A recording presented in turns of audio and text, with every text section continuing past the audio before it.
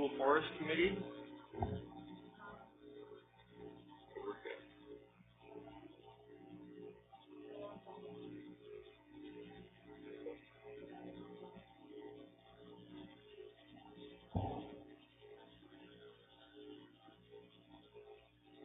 They're coming up this week. Okay. Yeah, I was up there.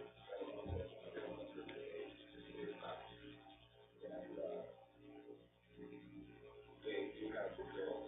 They did run down all the trails big enough that I ran all the trails with 4-wheelers. It still needs more work to maintain the bush hog. There's no way I could get that in there, but at least now they're all identical and viable. So now it's got the committee, so we're going to need to decide if we're going to widen them a little bit, or if we're going to put markers on trees and stuff so somebody can see them, and so somebody doesn't get lost walking back in there. So we just need to do that. But they did a pretty good job out there. Okay. Moving on, we'll go to the Finance Committee. Sure. We just met earlier today and discussed where we're going to end up with this year, expectations, and talked about next year's budget is well underway, and at this point it's a balanced budget for next year, so we'll have to spend one more year and then it'll be a balanced budget going forward. And then just discuss the school finances that conference on the projection model.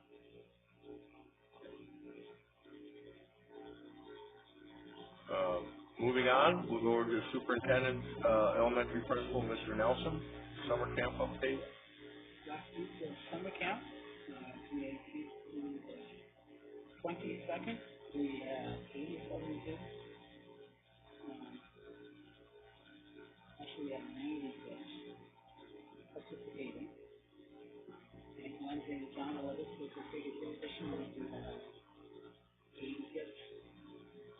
So lots of fun. I will try to get back and pictures and presentations and some activities. The elementary school does have a Facebook account. If you go on there, you'll see some of the stuff. We did canoes, and we have one group that's been working with the museum on putting together a display for the museum. We had a group there last night, and other groups. I think all the kids, all of them who were summer camp spent the day. Lots of fun. Good time. When is the next session? July 2nd or 3rd week. July 15th. July 15th. And there's only 2 sessions this year, correct? Just 2 weeks. All right. Moving on, Business Office, Chris Olson and Cindy.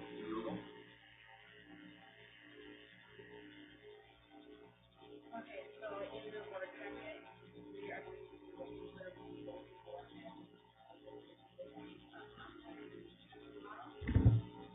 just a quick overview is the projection model provides a 5-year financial projection using plan assumptions, key assumptions that include a 5-year enrollment projection, and it can estimate state aid increases, staff settlements, and staffing changes, facility maintenance and improvements.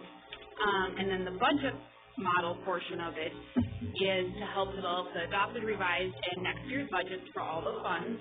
It's populated for 2 years of historical revenues and expenditures, and it's basically a one-stop shop where you can build your budgets, follow as to where you are on track with everything.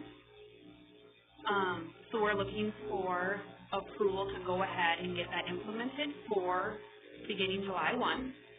He can actually have it done for us on Monday, so if that is okay. And then moving on to our FY19 budget, we have a resolution in there to approve a balanced budget. And to just some of the things that went into this. The revenue formula calculation is still $6,312 per student. We are using a student population of approximately 438 for next year. So our revenues are up a little bit from last year because we did graduate a smaller class and we are bringing in a larger kindergarten class. And then our expenditures are down slightly. That's with absorbing some staff reductions and then cutting 10% for all supplies across the board, and anywhere else we cut a little bit. And so that brought us to a balanced budget for next year. So, do you guys have any questions on that at all? As long as we can stick with it as best possible, nothing crazy happens, we should be good.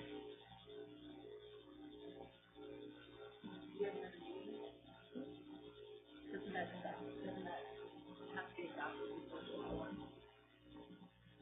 It's on the agenda tonight. Oh, is that? Yeah, it's in the agenda. Yep. So we have that in there. Any other questions or comments? You handed out something on upcoming elections? I did. Okay, Cindy, I'm sorry. So the filing for the upcoming election will be in July. The filing will be July 31st, and it goes through August 14th.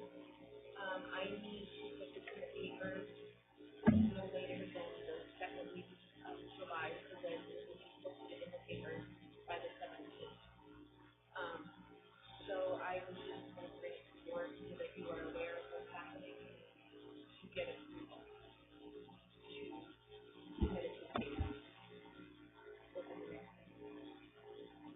So we'll add on our agenda, we'll add under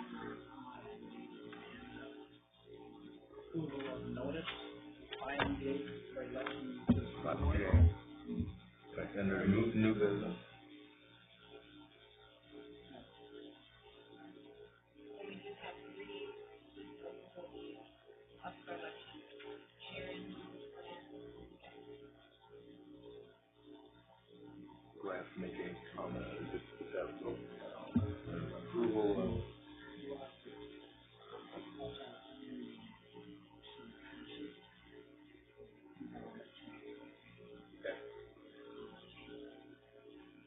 Under new business.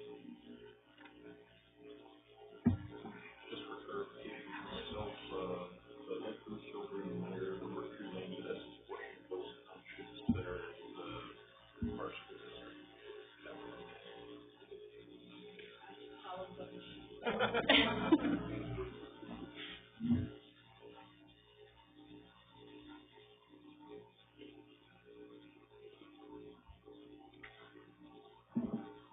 All right, moving on, we will go to high school principal, Mr. Novak.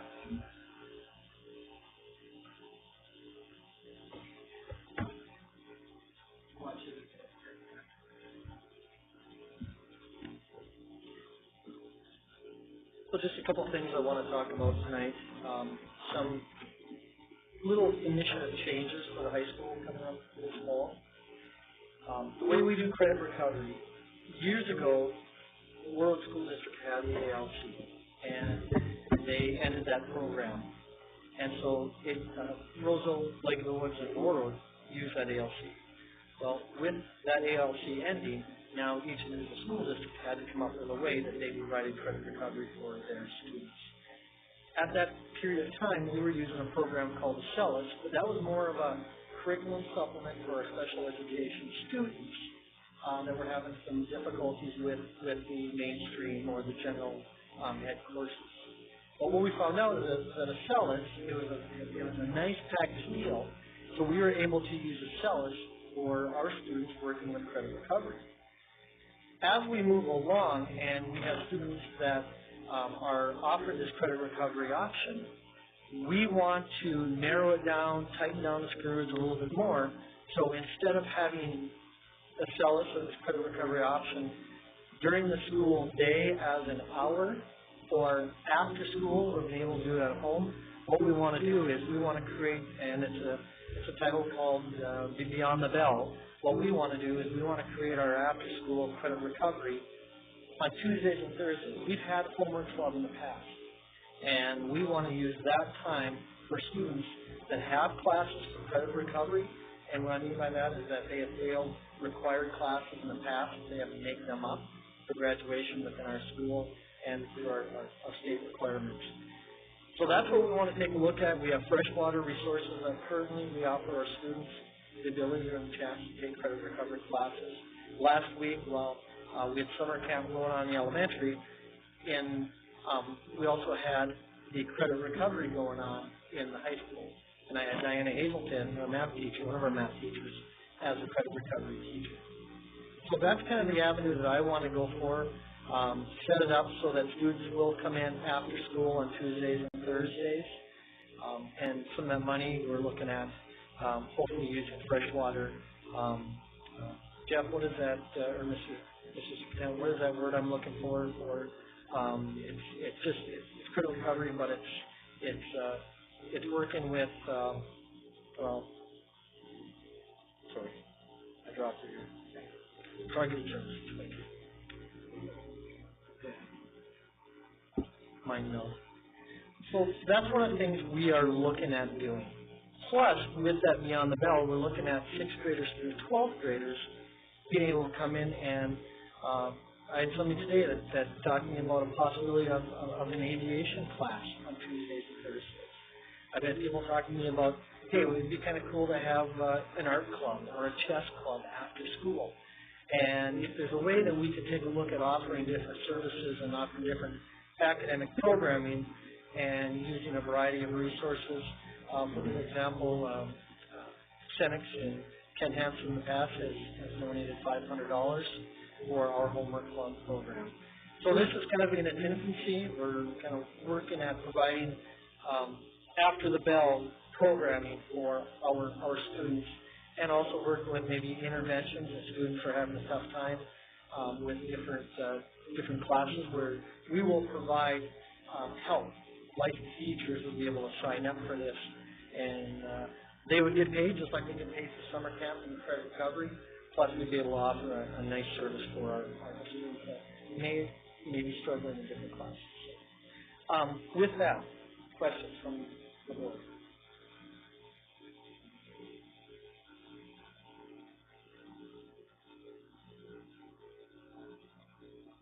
As far as the credit recovery? Yeah, this would all work with freshwater grant services. This would all work together with all the money that we have available that for the high school we hadn't used during the school year in the past. We want to start using that money.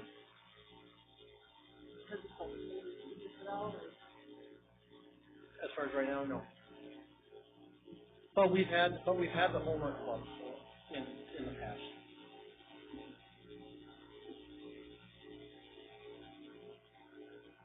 Questions? We'll be talking about multi-tiered services for students, and that's providing interventions and services to students who are below grade level as well as above grade level, and programming and interventions appropriate for providers to be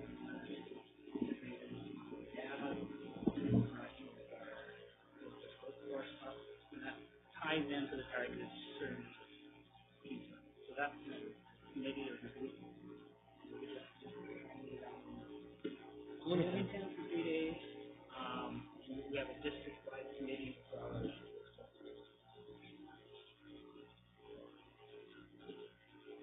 our whole RCI.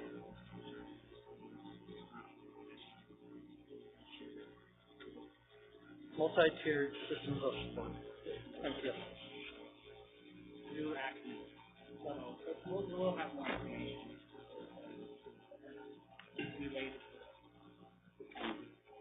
Yep, and on Wednesday we're actually going to get together with the high school group and the high school committee and start taking a look at the framework for this. One of the other things, and this goes along with what we're talking about for after school, we're going to change how we do our activity period. Activity period used to be about 23 minutes every day, and it would be for meetings and pictures, and students can help from teachers, and just a variety of presentations and all these different things we've had.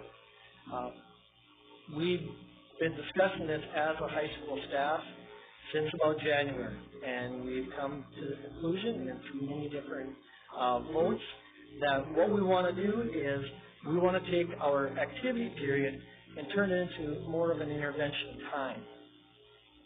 And we're going to change things up a little bit. Instead of having 8 teachers will have their class, we are bringing the 9th to 12th grade students into the Commons for 25 minutes. The 8th grade students are going to be in the Media Center. The 7th grade students are going to be here. So we'll have 8 to 10 teachers in the Commons. We'll have a variety of, probably 3 or 4 teachers in the Media Center. We'll have 3 or 4 teachers here. And what this is going to allow us to do is get more hands-on teaching, get more hands-on learning, more hands-on interventions. During that, we're going to make it 25 minutes where teachers can bring students, small groups, into their classroom for interventions. Students are still going to be able to do homework. Students are going to be able to do some different things. Band and choir are going to be able to have some of their lessons. But we're going to make it more of an academic 25 minutes. And then on Wednesdays, when we have our early out, at the end of the school day, that's when we're going to have our activity period, where we'll have all the meetings and all the different things that we have, pictures, will all be on that one day. Now, we all know that at certain times, like homecoming, or when we have our Olympics or winter carnival or things like that, different projects, if we need more time, we can use another day here and there. So we're going to have the flexibility, but we're going to, once again, I said, tighten down the screws. We're going to really take a look at that academic 25 minutes, where if we take a look at some different students that are struggling. A teacher is going to be able to take, for example, advanced placement government.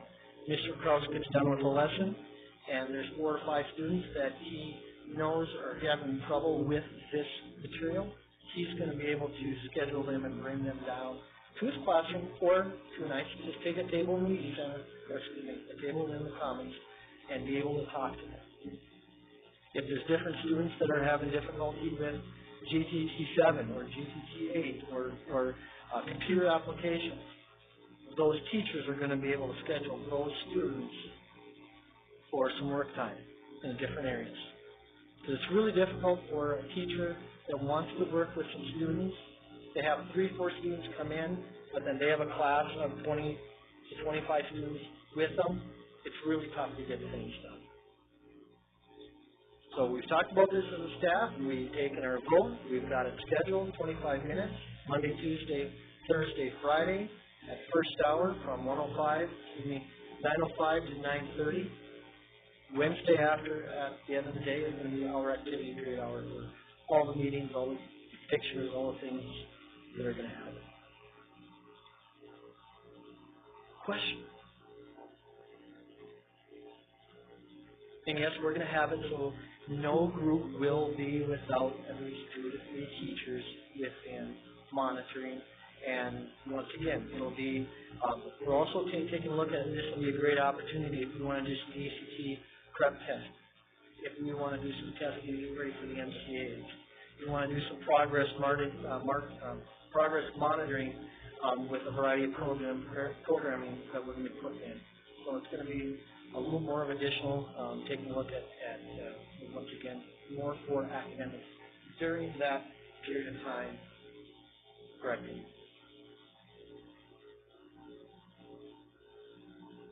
Okay. The course schedule is all set, ready to go. We had in high school, we hired our last instructor, so I can build this schedule now. And I've met with my different departments, and so I will build the schedule and I will bring it to you in for July's meeting for your blessing. So I'll bring a schedule and I'll bring you numbers for all the classes. Okay, thanks, Brian. Thank you. Moving on, Activities Director, Mr. Hazelton.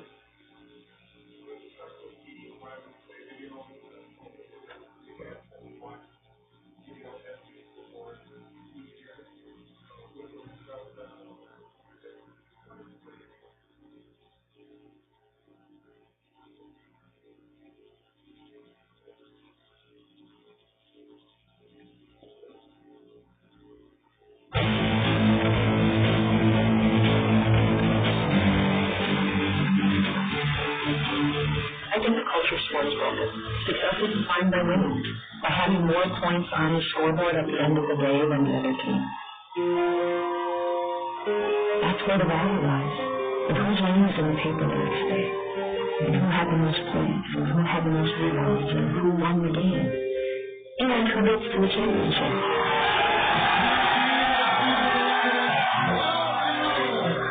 It's the reason why we do it. The Minnesota State High School League's Jody Redmond is passionate about developing the human potential of students. She's leading a national movement to reclaim the purpose of sports. The pressure to win, and sometimes at all costs, is significant. Kids feel it. They feel it from their coaches, they feel it from their parents, they feel it from their friends. They feel the pressure to be able to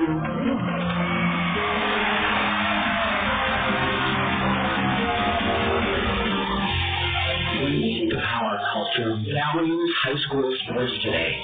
Certain words come to mind, and that of former coach and NFL star Joe Ehrman. Discovered. expectations, Regressive. truthful, win at all costs. Lack of value. Win at all Lack of costs. value. Yes. Missed opportunities. Zero fun, sir. Zero fun. Misguided. Unfortunate. Sad. When we look at education-based athletics and what a trophy means, I think about the experience. It's about what did we provide those students that was life-sustaining through trying to get the trophy.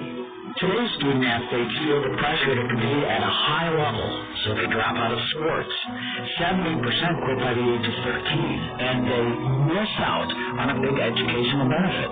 There's a University of Kansas study that draws a correlation between kids who participate and are involved in high school athletic and activity programs. Students that are involved in those activities do much better academically than students who are not. The research shows that the reason for that is school connectedness.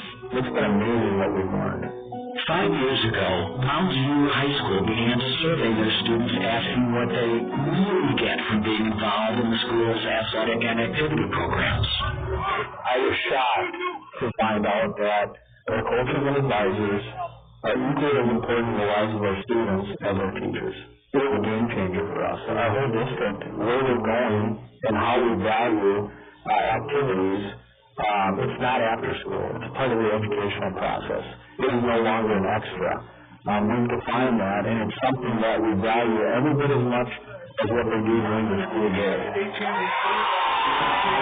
The purpose of high school athletic programs is not to develop college or professional athletes. In fact, most students, 97%, will not play organized sports after they graduate. Instead, these powerful mentors we call coaches have 4 years to make a difference in kids' lives, to teach them life lessons that will help prepare them to be successful in life. Well, to be honest, our goal is to win. Our goal in many sports is to win a state championship. Winning has a place, and there is value in learning how to win. However, that's not our purpose. Our purpose is to enjoy that experience, enjoy their teammates, enjoy their coaches, and learn from whatever took place on the field or the court around their ice on that given day. Our purpose isn't the score at the end of the game. The purpose is the growth and development that comes through trying to achieve that win. three objectives I have. I want him to be a better baseball player, a better teammate, and a better person at the end of the year. We're working with coaches to develop their own purpose statement. So why do I coach the way that I do? It comes because I had a couple coaches in my life that touched me and changed my life. Joe Urban has been called the most important coach in America and a leading voice for change in how we coach our kids in sports today. Why do you coach? Is it about you or is it about your players? A transactional coach is basically a coach that uses his platform and position for his own self-edification, for his own identity, his own empowerment at the expense of the development of their players. It's kind of, if you meet my needs, my demands as a transactional coach, then I'll give you playing time, I'll give you praise, some kind of plaudits, but it's basically using young people. As a child growing up, I had a lot of transactional coaches when I was younger. I got to really talented individual. Once I got to high school, my head coach, I didn't have a dad, so my head coach was my dad.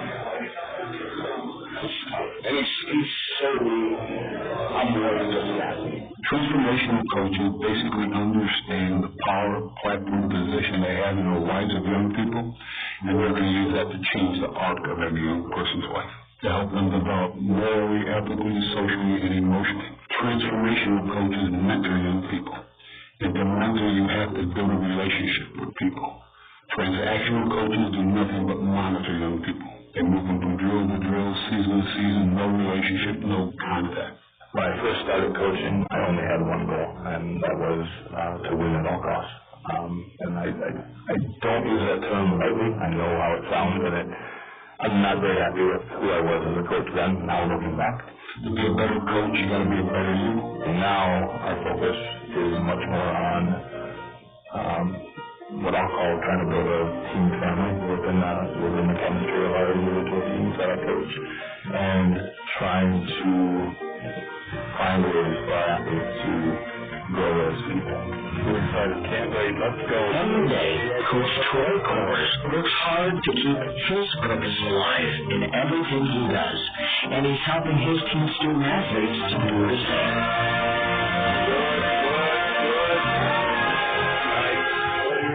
Identify you as an athlete, completely you as an individual, and what you want to get out of the sport. Family.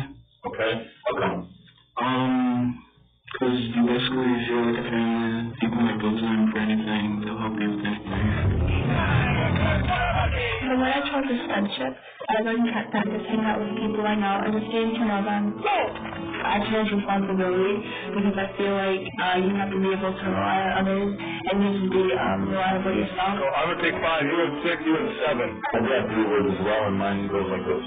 I coach to create positive relationships with my athletes so they know I care about them, while striving to be an authentic leader who they can trust as we both work together to discover joy in our sport and through competition. It was a good time, 13.65. Nicely done, well done, well done. I'm mostly interested just to have fun. Just because I'm not the best doesn't mean it's a problem. Well, the big group's kind of like family to me. It looks like we're enjoying ourselves more. The idea of sharing in something and enjoying each other's company and being a part of the sport we love to play. And for me, that's been the biggest change I see. For a coach to withstand the pressure of the current win-at-all-cost sports culture and to truly be invested in transforming the lives of students, there must be support. Support from school leaders, parents, and the community. For this to happen, we must want more for our kids than just wins, losses, and a good performance. We want to give them more. We want to give them a significant experience that's going to help them develop into people that are going to live in our community. We want to give them a way of being successful that will sustain them throughout their lifetime, not just until the season's over. So we have to align school communities around this idea that we are purpose-based, we're education-based, I want school boards to reclaim sports in the name of education. I think school boards need to make sure that we move away from this win at all costs.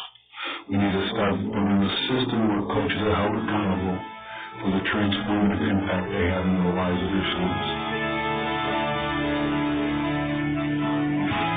It really boils down to what do we want to give our children? Beyond the trophy, beyond just the win and the loss. Beyond the trophy case. Okay. Building potential. Yeah. Confusion and mistake-making rocks. And every child is loved and belongs. Connected. Greater relational capacity. Wow. You're rapping. What else you got in there?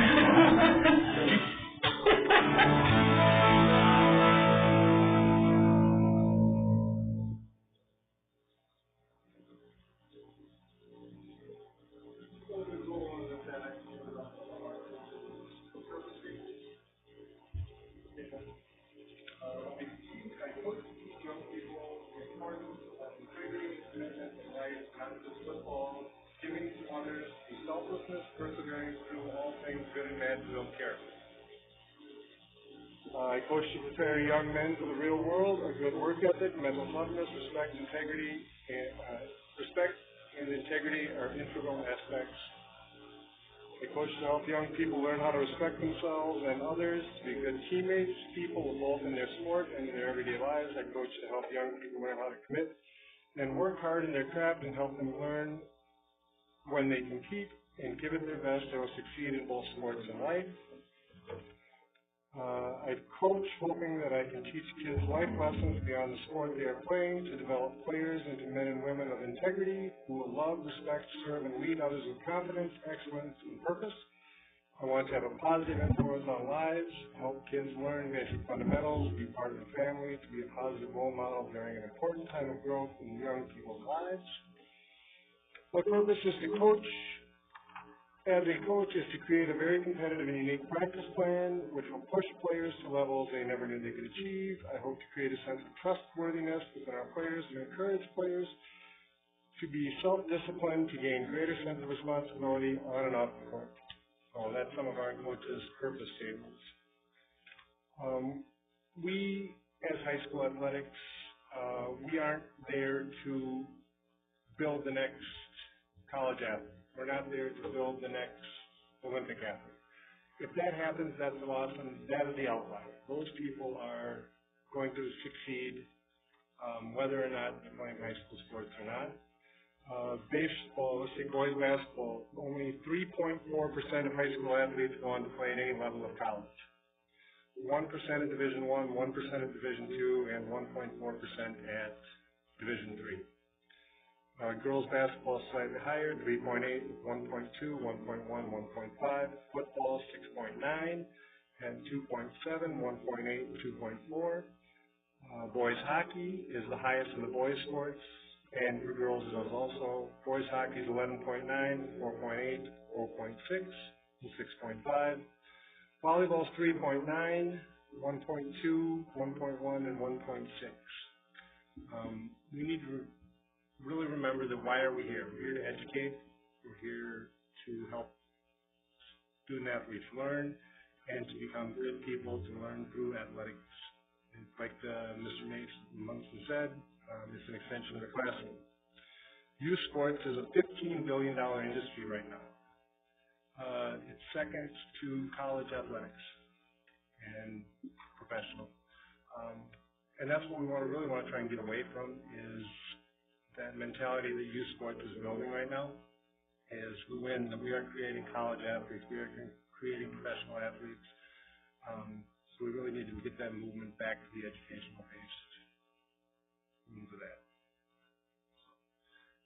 Any questions on the why we play aspects? Okay. Resolution for membership, that's something that needs to be done every year, but that's the next item on there. It just needs to be filled out and signed by the board that we are going to join the Minnesota State High School League and agree to abide by all their rules and regulations as we govern all the athletic and fine arts activities within our school. So that's the resolution of membership. Questions on any of that?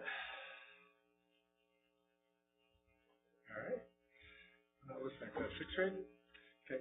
Earlier this year, we talked about sixth graders participating in junior high events. In October, we met as a group of coaches, and the coaches decided that it was a good idea if we didn't use sixth graders to play on our junior high teams unless we absolutely needed to. Lake of the Woods is not a middle school. The K-6 program, the 7-12 program. So we are two things. We don't overlap with the sixth graders in any of our educational aspects of the school. If you go and look at sixth graders, they are not at the same emotional or physical level as seventh and eighth graders. They're really still just kids. I've been in locker rooms with seventh and eighth grade students, and the talk that goes on that you have to put a stop to is not appropriate for a lot of sixth graders. So they bring it back down here, they talk that, feeds into the fifth grade, feeds into the fourth grade, feeds into the third grade. So it's just not, as an elementary program, this is not healthy for our students. Physically, sixth graders haven't really started to mature yet, especially the boys haven't really started to mature yet in sixth grade. It could be physical risk. We talked about educational-based athletics. Smaller numbers on team. If we don't bring up sixth graders, we're going to have smaller numbers on our team, which will promote more playing time availability. Allowing athletes to compete at the grade level promotes success and fosters longevity in the program. Talk about keeping athletes in the program longer. They mentioned that 70-some% drop out by the time they're 13. If you keep them together longer, younger, they tend to stay together as a group. They develop that team feeling, and they want to keep moving up with their teammates, and they're more apt to stay in the activity. If we're bringing up sixth graders that are displacing seventh graders, and seventh graders that are displacing eighth graders, and it's great for those ones that move up. The seventh graders that move up, they think they're the top of the world. Those eighth graders that move up, they think they're top of the world. What about those 2 or 3 seventh graders that are not with their classmates anymore, that aren't with their friends anymore, that are now being displaced by a younger group at an early age? And that does not promote longevity in the activity. Minnesota State High School League rules, and this only applies to a few programs, do not allow sixth graders to participate at any level with high school programs. So let's say cross country doesn't have a junior high program. They're not allowed to practice with the high school program at all. Same thing with track. Even though there is a junior high program, they do intermix and practice together. So if you have a 8th grade team that's going to come up in scrimmage or 9th grade team, can't do that if there's a 6th grader on it. Same thing with if you have a 9th grader on your C-SLUD team. Let's say it's all 8th graders and there's one 9th grader. That 6th grade team can't practice with that one 9th grader. Catastrophic and concussion insurance doesn't cover any junior high teams. The Minnesota State High School League does not recommend even having 6th graders ride the same bus as high school students. And junior high sports, once again, educational based, they shouldn't be theater programs or outside programs. So we want our kids to, number one, have fun, enjoy the game, learn. Junior high is about exploring and finding out if you enjoy the game. I've got many success stories of kids that couldn't walk and chew gum in 7th grade. And by the time they got to be high school juniors, seniors, they were starting or playing significant minutes for them. And had I brought up a more talented or a person and displaced that person, they probably would not have continued. And I've only been here a year. I don't know what our retention rate is on how many kids we lose from the time we're in 7th grade to the time they're seniors. But I would like to see that number decrease, whatever it is. So, questions? Okay. On that same note, we have a citizen or our coach coming up, and she wants to make some comments.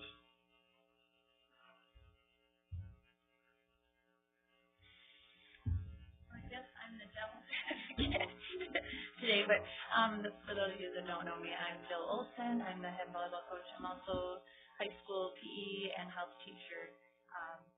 This last year was my first year at that position. But I just wanted to address the sixth graders playing. I know we've had sixth graders playing on the volleyball teams since it started, and that was actually before I was coaching.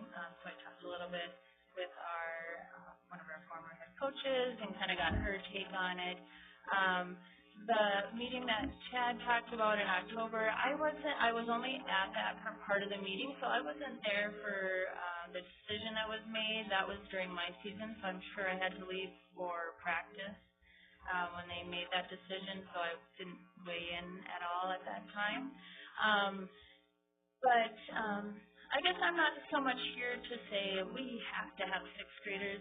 I'm just kind of trying to get your take on how you feel about it. I know I talked with Sharon a little bit this weekend about it because I couldn't find an exact decision in any board meeting minutes I spoke with Chad a couple times and he said, no, sixth graders are not allowed to play. So I just wanted to kind of find out from you guys, is there flexibility in it? I look at the numbers, so if I were to look at my numbers last year, and then looking at this year, so we lost 4 seniors. So going into the fall, I'll have 60 girls total.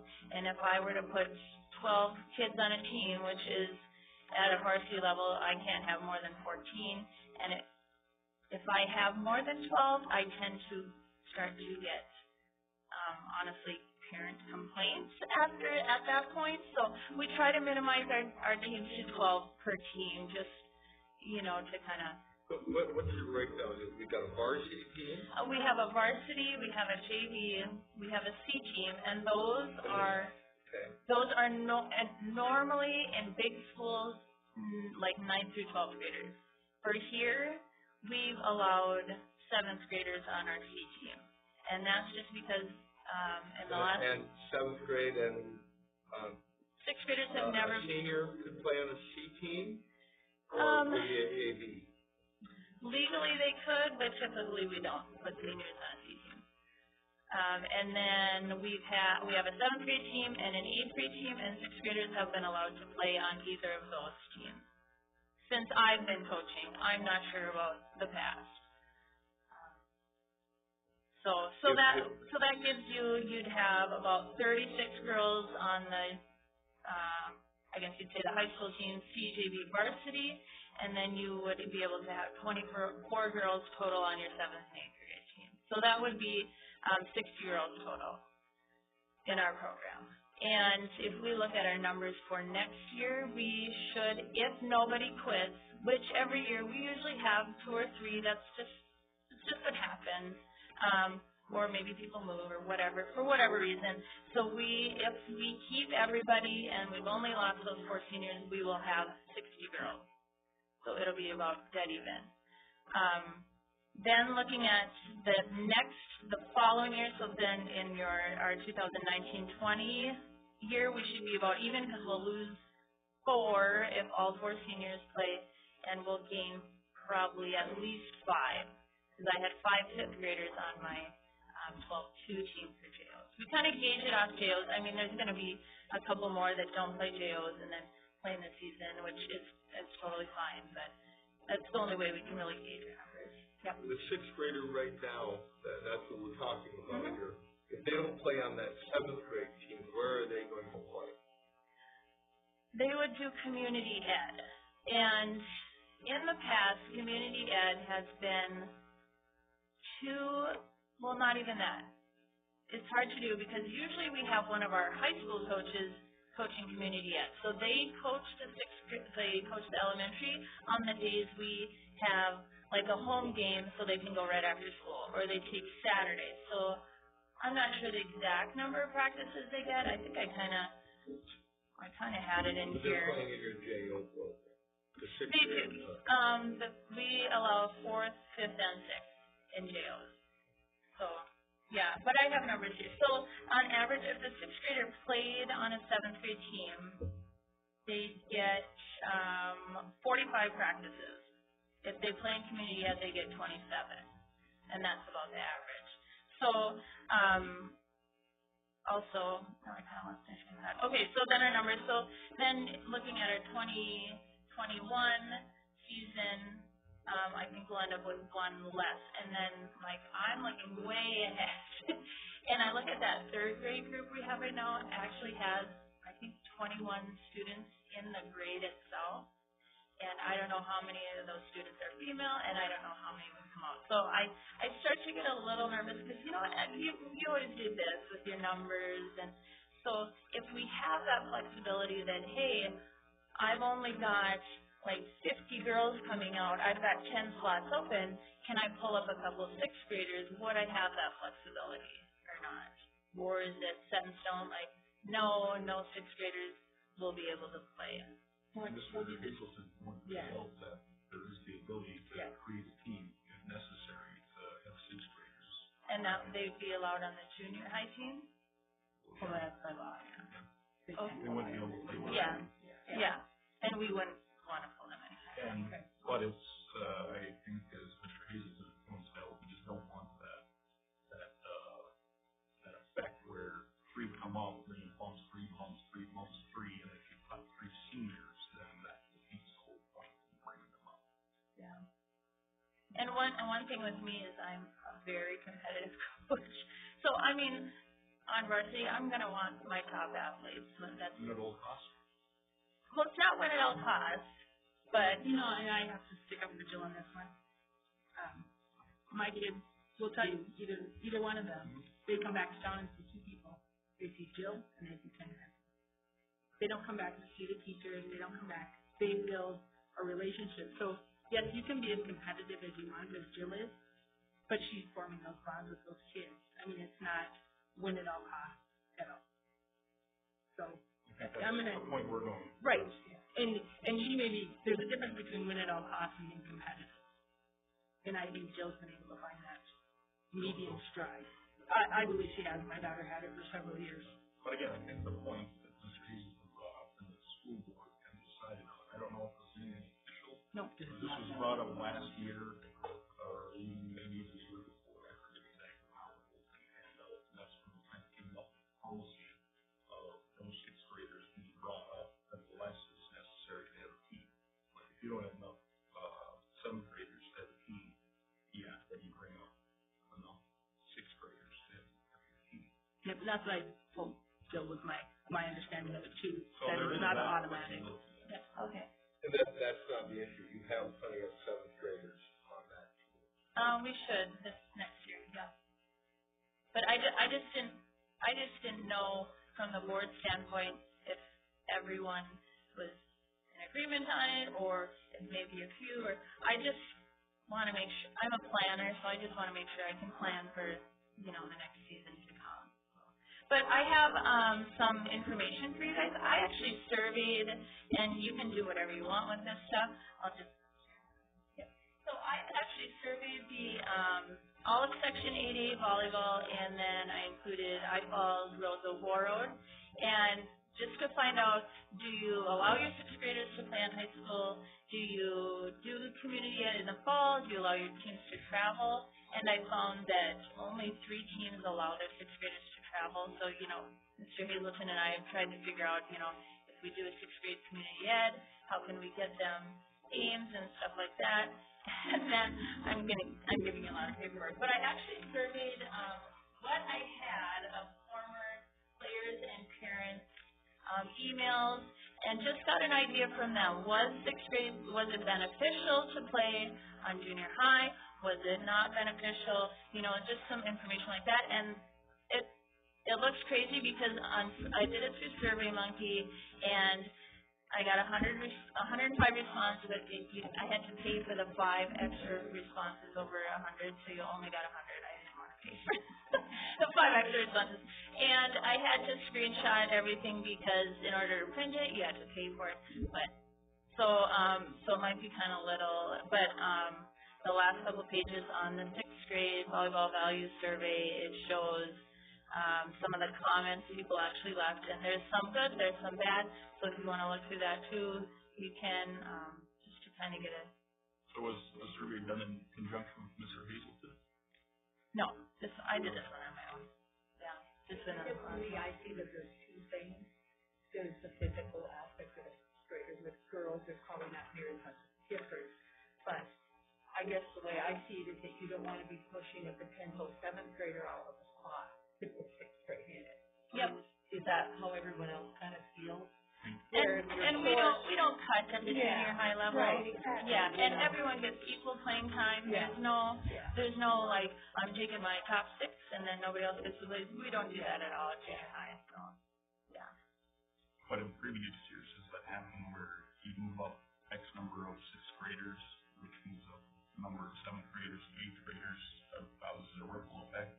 You eventually cut both graders, does that happen? How do I be politically correct about this? I've never cut because we have too many. I may have cut for other reasons. I'll just put it that way. But this bringing sixth It graders wasn't up because has allowed that allowed you. It's given me the flexibility, yes. Yeah.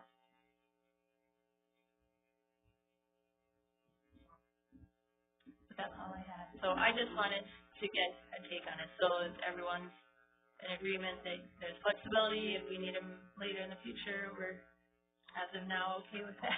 I think Ted's always brought that to us as a flexibility. Okay. I think we need to have a procedure, set a procedure, and six days a week who gets the final decision. Because he might say no, and you're going to say yes. Who gets the decide? So this will come up, maybe not this year, but it will come up. And I think we need to be structure to this. So if we have a true coach or a different PD, there's a process in place. You know, if the general policy of the board is sixth graders will not play in the sport, it should be. So if there's the exception, the criteria, the procedure for a coach, I want to move up. This kid, and this kid. I think we need every up to you and your activity committee come up with coaches, criteria, and process, and make it clear, you know, so that it's not. I think some of that is addressed in your handbook, which is, Yeah, I was a little more in detail. Yeah, that's my suggestion.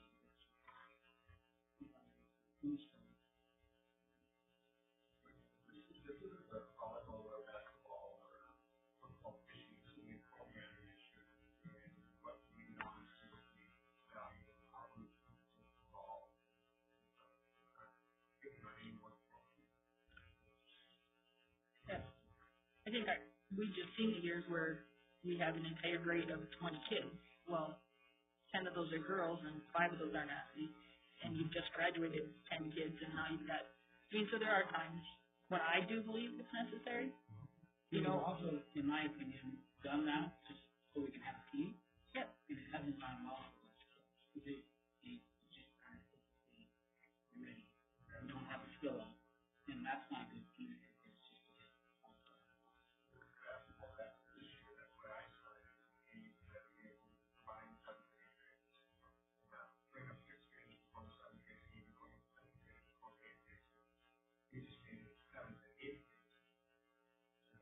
Together.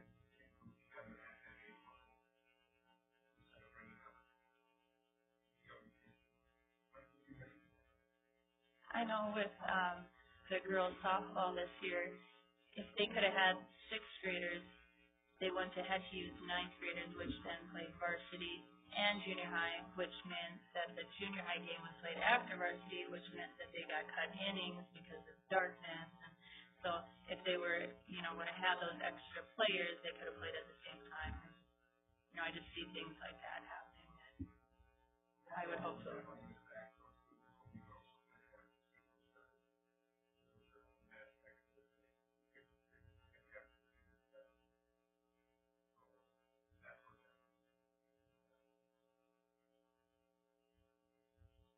Okay, thank you, you guys. Thank you.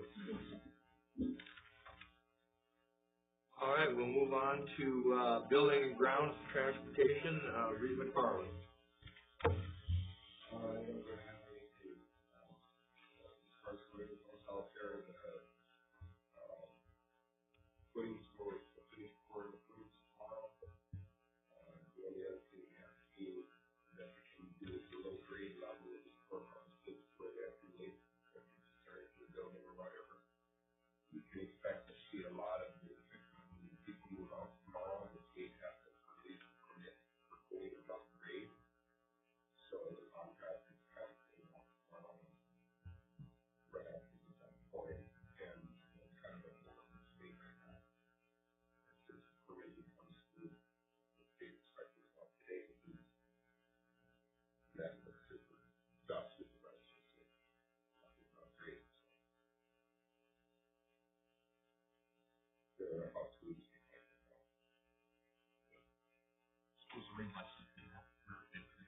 you know, it was really good because the guys were happy to stay in town for fishing.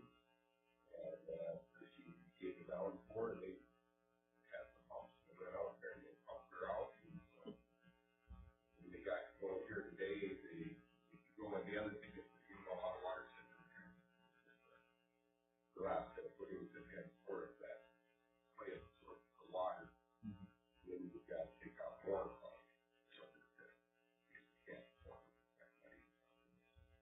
That's why we use it. So, it really good.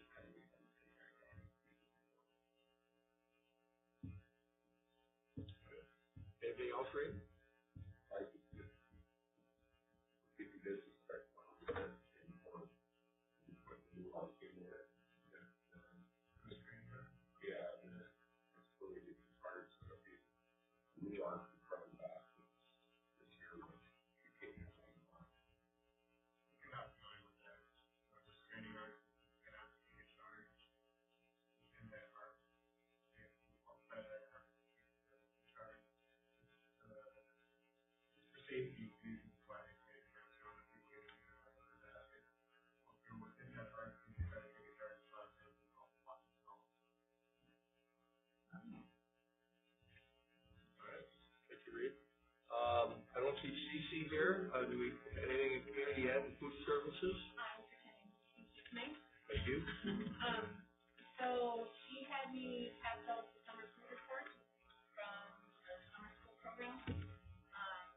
As you can, I mean, there's an attachment that they serve an average of 50 students per day and 80 for breakfast and 80 students per day for lunch. And breakfast and lunch were served at no charge to students. Breakfast was served 8:30 to 9:30 and lunch was served from 11 to 12:30. And then the Amy Keegan taking 14 students on a trip to Madison. And she did get her proper certification to serve lunch to the students. And she also submitted her daily report with the number of lunches that she served. The kids had no complaints. They said lunch was great, breakfast was great. So, we have Liz, the student was cook. Ashley, she was failing. She was working her. She said if any of you had any questions or comments, you can give them questions. So it's really helpful to you. That's about it. Thank you, Cindy. Oh, thank you. Anything else that we need to discuss in the working session? If nobody needs a break, we will go right into the regular board meeting. Call to order, and we'll do pledge allegiance. Pledge allegiance to the flag of the United States of America, to the republic for which it stands, one nation, under God, indivisible, with liberty and justice for all. Okay, we'll keep right on moving. We've got a couple of changes on the approval of the agenda. I need a motion and a second to approve the agenda as presented with the following changes. Help me out, Jeff, if I don't get this right. Under the consent agenda, add the appointment of Karis Mates, high school English teacher. Second would be under the consent agenda, remove the appointment of Brent Cole, community ed coordinator / enrichment coordinator. That will be tabled to the July meeting. Under the consent agenda, we're going to remove the appointment of Bruce Sindelier and Dean Krause, the co-hockey assistant coaches for 2017-18. We're going to move that down to the new business and have a motion there. Number 3 will be the approval of Peterson Sheet Metal 2-year. We're going to add this. Approval of the Peterson Sheet Metal 2-year contract. Under the new business, we're going to add the approval of schoolfinances.com financial planning and budgeting model for 2018 and 19. And under new business, we're going to remove the approval of the updated high school attendance letters. We are going to table that to the July meeting. So we're going to be moving that one on the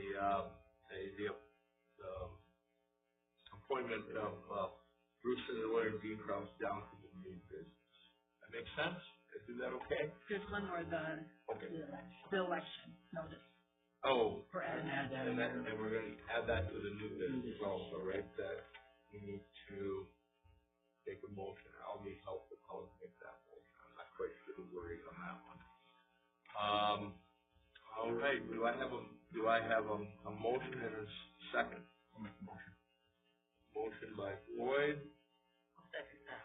Second by Ellis. Any further discussion?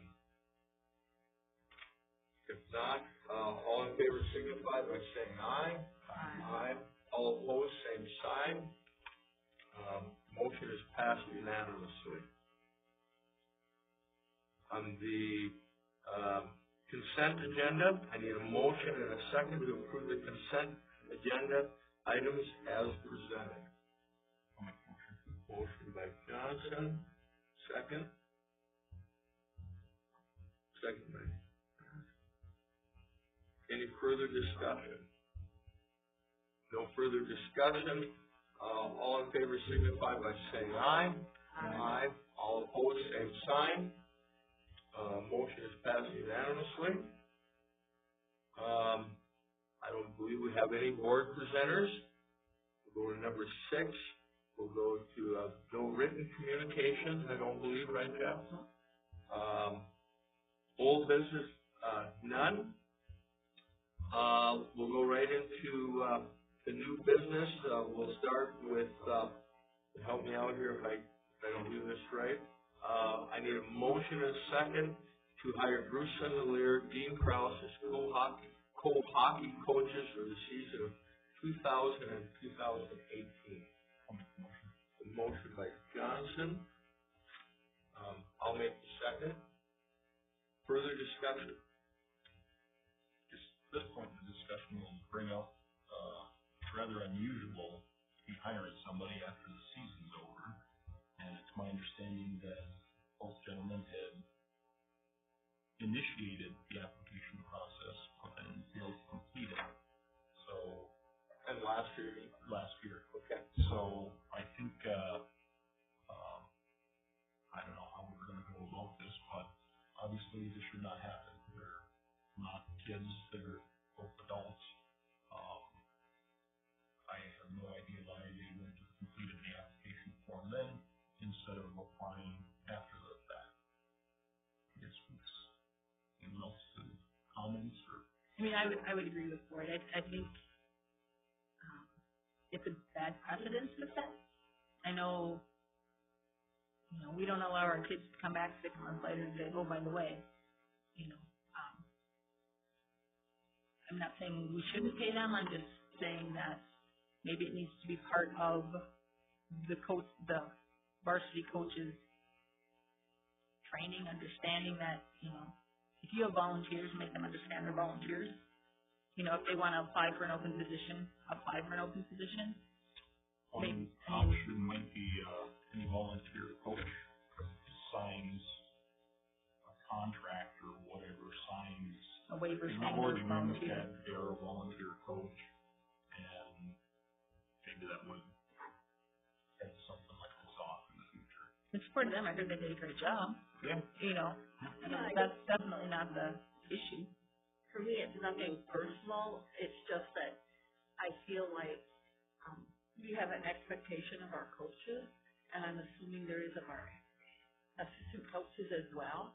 And so, did they have any commitment to follow those expectations? I mean, it just, to me, it just doesn't feel right.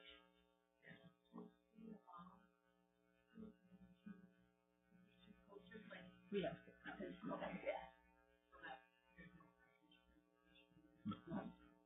And it was budgeted to have a head coach and assistant coach. I think I'm kind of in agreement with Boyd. There should be some sort of waiver in the future. If we have a volunteer, they tell the district they're a volunteer. They're not gonna come back later for remuneration or, you know. I mean, is that something that's possible of some sort?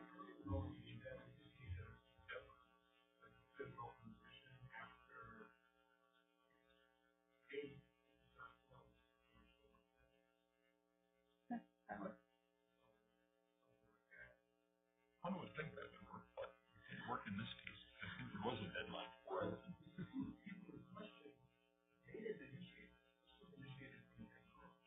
Correct.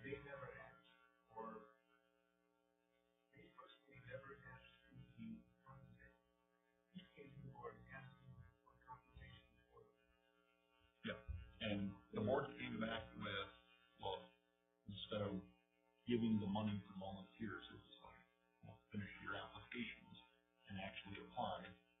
And then for whatever reason, both of them did after the fact now. And again, there's some, I am confused as to why they would have started the application process initially, left it, and then came back after the fact. Okay.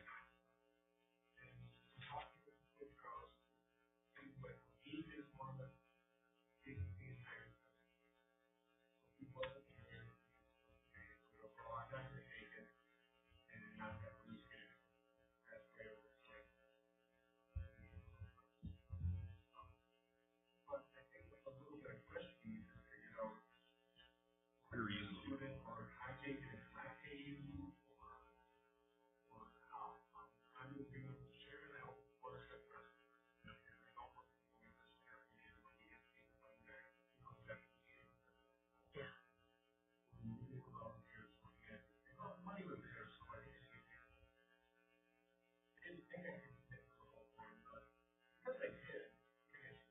And they're not saying that.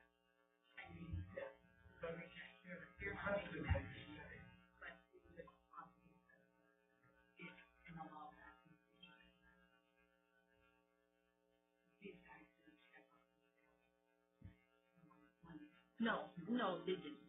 But I think.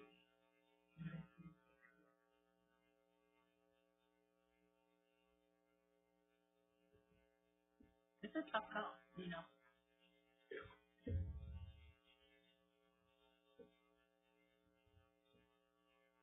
Any further discussion?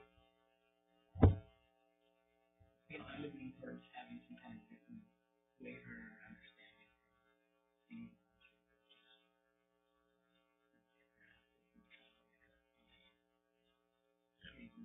At the time of the start of the season, or the day that person starts. Might be something I need to check with our legal counsel on my ability with volunteer courses and But that's just it. I think even if they're volunteers, they should have to follow the same expectations and guidelines you have. Mm-hmm.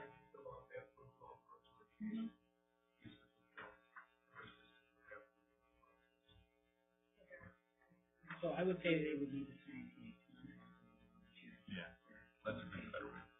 Because we do have that part in there as far as reading the course's responsibility. So, if you have someone sign as a volunteer and they come back later and ask for salary, I mean, you could, you know, I mean, this truly sets a precedent for what we do in the future.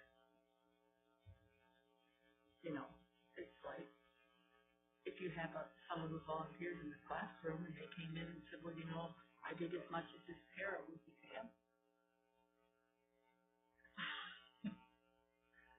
And I mean, no, that's true. Is that a fair analogy? You know.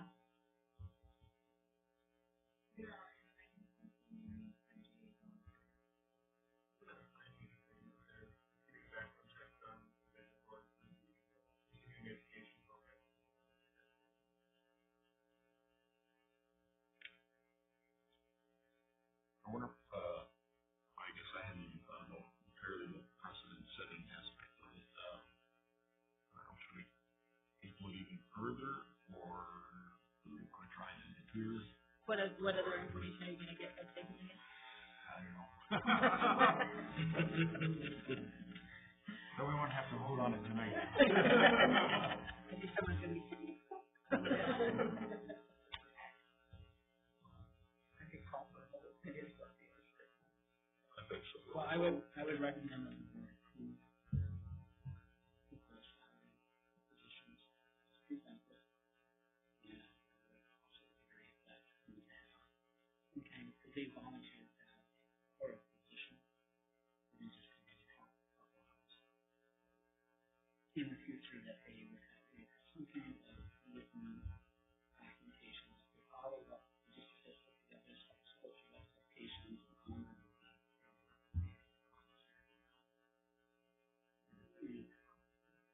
Yeah, something like that.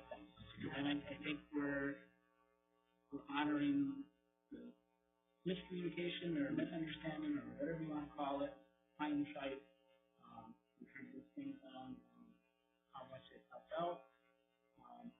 And then we've set something in procedure that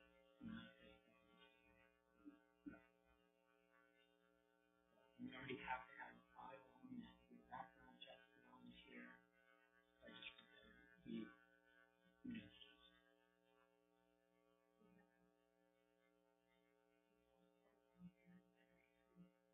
No, I don't.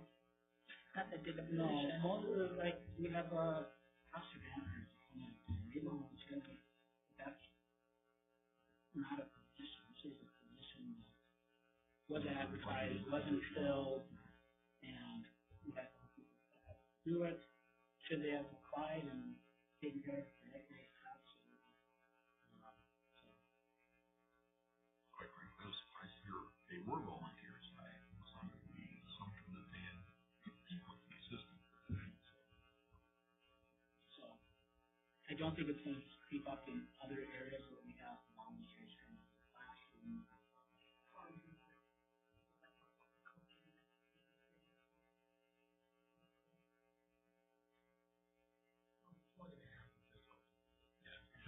Position would have to exist to begin with.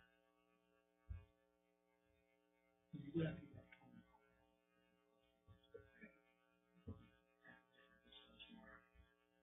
another position.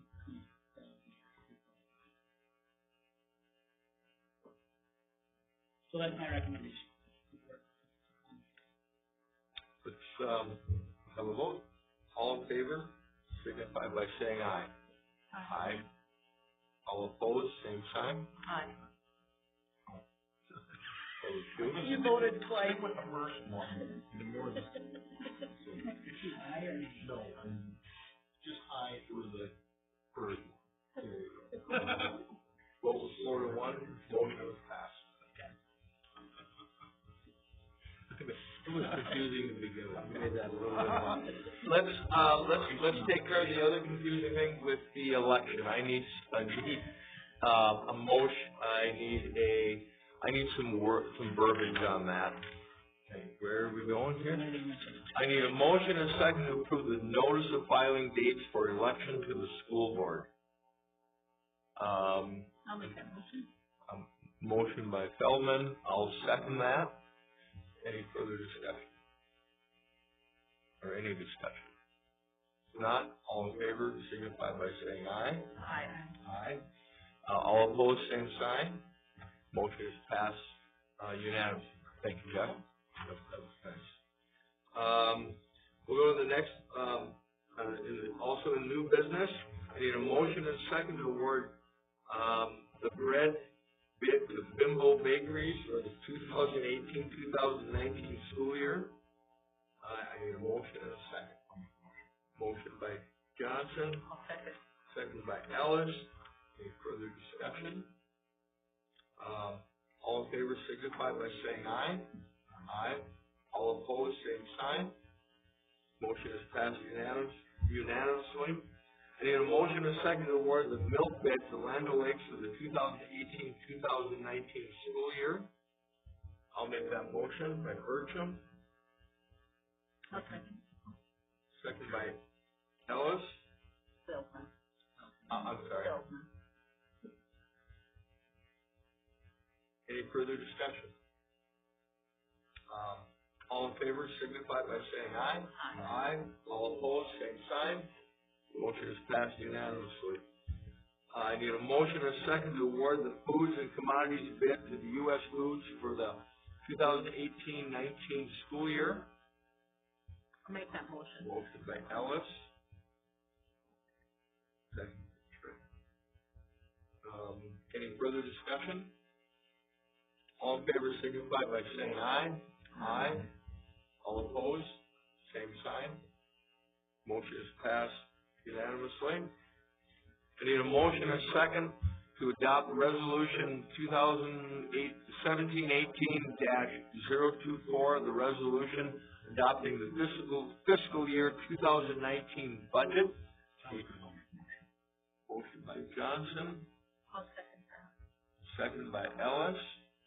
Further discussion? No further discussion. All in favor signify by saying aye. Aye. All opposed, same sign. Motion is passed unanimously. I need a motion and a second to approve the renewal for Baylor property insurance for 2018-19. Motion by Johnson. I'll second it. Second by Feldman. Any discussion? No further discussion. All in favor signify by saying aye. Aye. All opposed, same sign. Motion is passed unanimously. I need a motion and a second to approve the resolution for Minnesota State High School League membership for 2018-19. I'll make the motion. Feldman. Any other discussion? No further discussion. All in favor signify by saying aye. Aye. All opposed, same sign. Motion is passed unanimously. I need a motion and a second to approve the 2-year contract with Peterson Sheet Metal. Motion by Johnson. Second by Kraft. Any further discussion?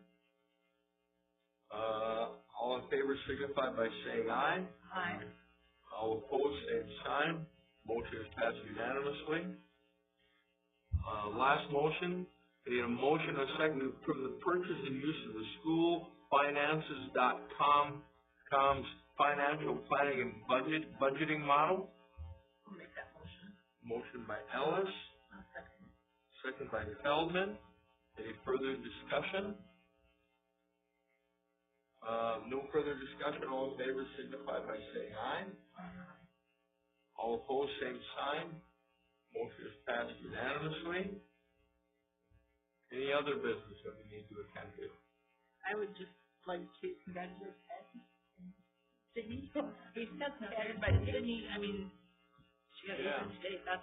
Well, it was 8, was it? Yeah. I think I read that the next day. Yeah, so I just. Excellent, excellent. Tell her congratulations. She's, does well. Very good. Yeah, congratulations.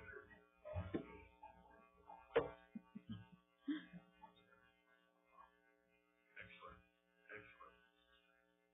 All right, no other, business. We're gonna go into a closed session. The regular meeting will be, I don't need to close the first meeting, we just need to go to closed session, correct? We're going to go into closed session for labor negotiation strategy. At this time, the meeting is now closed pursuant to Minnesota Statute 13B03 for purpose of discussion of labor negotiation strategy. Thank you all for attending.